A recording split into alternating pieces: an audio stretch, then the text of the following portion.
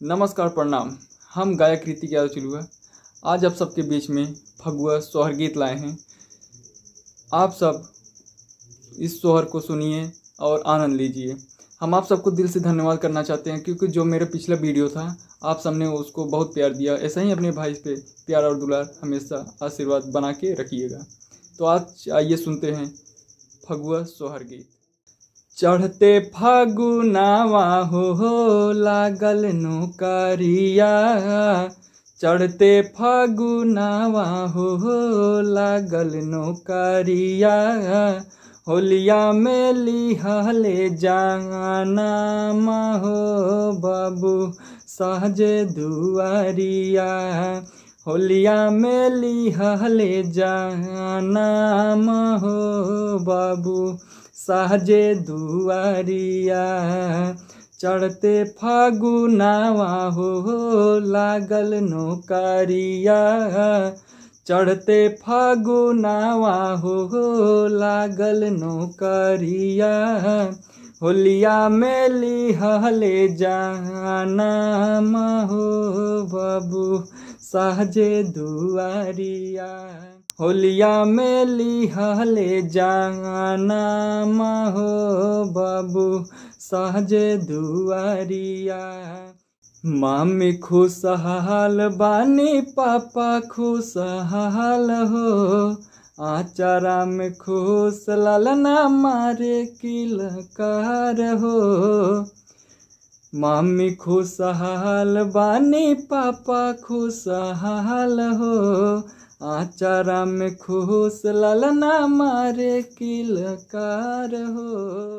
बाटे मिठैया हे ऊंचे बखरिया, बाटे मिठैया हे ऊंचे बखरिया, होलिया में लिहले जाना हो बाबू सहजे दुआरिया, होलिया में लिहले जाना हो बाबू सहजे दुआरिया।